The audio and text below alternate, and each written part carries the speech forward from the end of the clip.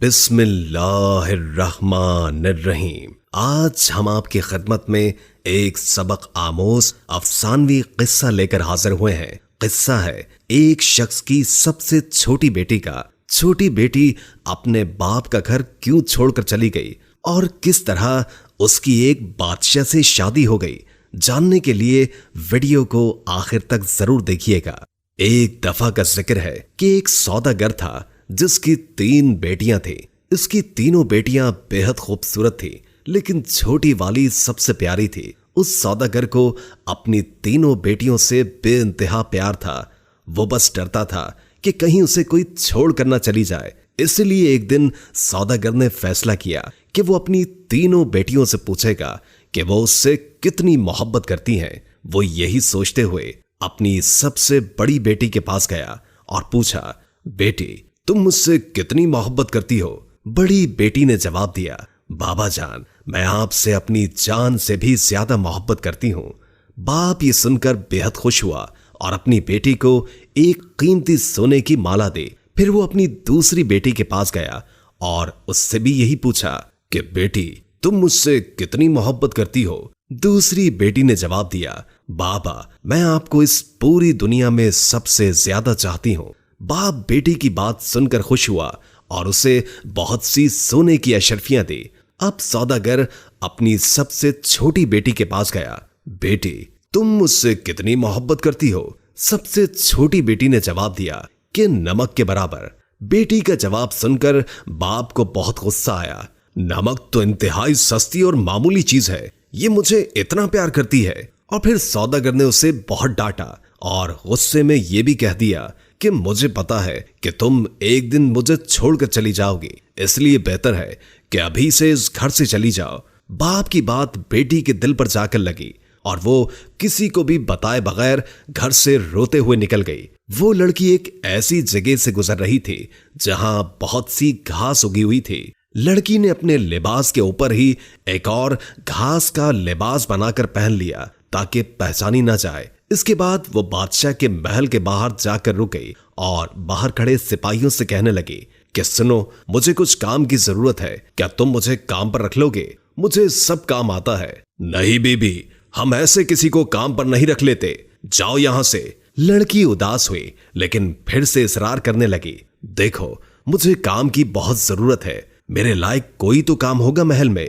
इससे पहले कि सिपाही इनकार करता, एक बावर्ची उनके पास आकर खड़ा हो गया। उसने शायद लड़की की बात सुन ली थी। उसे लड़की पर बहुत तरस आया, इसलिए उसने लड़की को अपने साथ रख लिया। बावर्ची ने उसे सारे काम समझाए और उसे उसके सोने की जगह भी दिखा दी जहां और भी औरतें थी। किसी को उस लड़की का नाम तो नहीं मालूम था, तो उसका घास वाला लिबास देखकर सबने उसका नाम घसियारी रख दिया। अगले दिन महल में हलचल मची कि बादशाह एक बहुत बड़ी तकरीब का इनेकाद कर रहे हैं, उसमें हर कोई शरीक हो सकता है। तमाम मुलाजिम औरतें अपने आप को संवारने में लग गई। जब तकरीब का दिन आया तो घसियारी ने जाने से इनकार कर दिया और कहा कि उसकी तबीयत ठीक नहीं है, और फिर सब उसे आराम का कहकर चले गए। कुछ ही देर के बाद घसियारी उठी, अपना घास वाला लिबास उतारा और एक खूबसूरत सी पोशाक पहन ली जो वो अपने साथ लाई थी, और फिर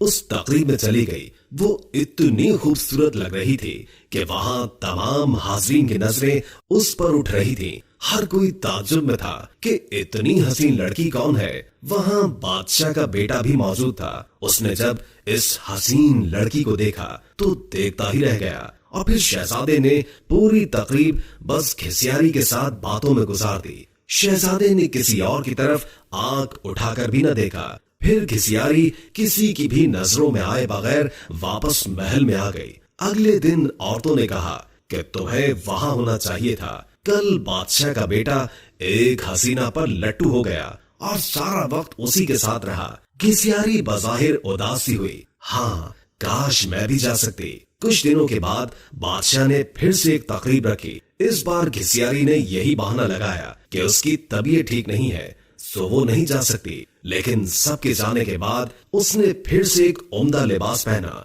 और तकरीब में चली गई। शहजादा उसे देखकर बहुत खुश हुआ और एक कीमती अंगूठी उसे तोहफे में दे दी। फिर तकरीब खत्म होने से पहले ही वो वापस महल में आ गई। दूसरी तरफ बादशाह का बेटा सौदागर की इस छोटी सी बेटी पर फिदा होकर रह गया था। उसने फैसला किया था कि वो अपने बाप से इस लड़की का जिक्र जरूर करेगा। अब अगली तकरीब शहजादे ने खुद जानबूझकर रखवाई ताकि वो इस लड़की से मिल सके, लेकिन इस बार घिसियारी न आई। शहजादा उदास हुआ।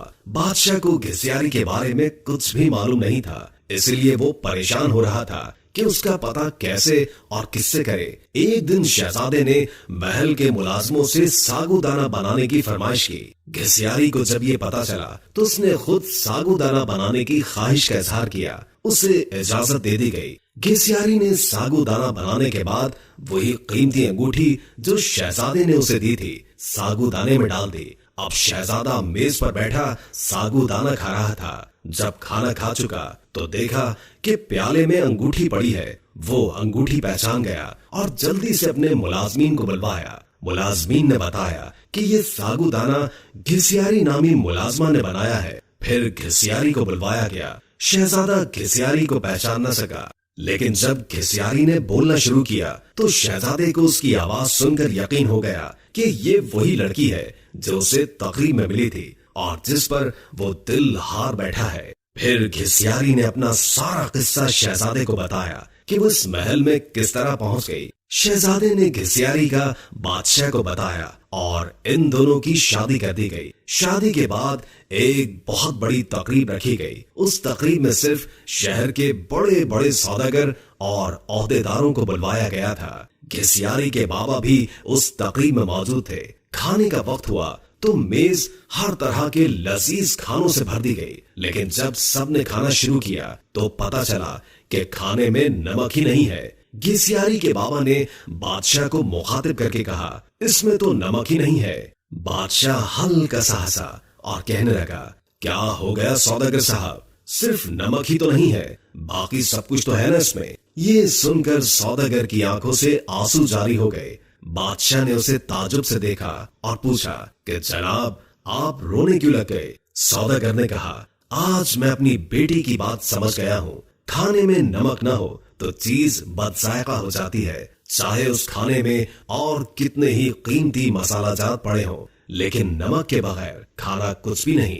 फिर सौदागर ने अपना किस्सा बादशाह को सुनाया और कहा कि मेरी बेटी मुझसे नाराज होकर चली गई है। मैंने उसे बहुत ढूंढा लेकिन वो नहीं मिली। मैं उसकी तरफ से बहुत परेशान रहता हूँ। सौदागर ने बादशाह को अपनी बेटी का हुलिया बताया तो बादशाह ने घिसियारी को बुलवाया और अपनी बेटी को सही सलामत देखकर बाप की खुशी का ठिकाना ही न था। सौदागर ने बेटी को गले लगाया और उससे माफिया मांगता रहा। दोस्तों, वीडियो अच्छी लगी हो तो लाइक करके शेयर कर दें और कोई अच्छा सा कमेंट कर दें। अल्लाह ताला हम सबको अपनी हिफ्ज़ व अमान में रखे।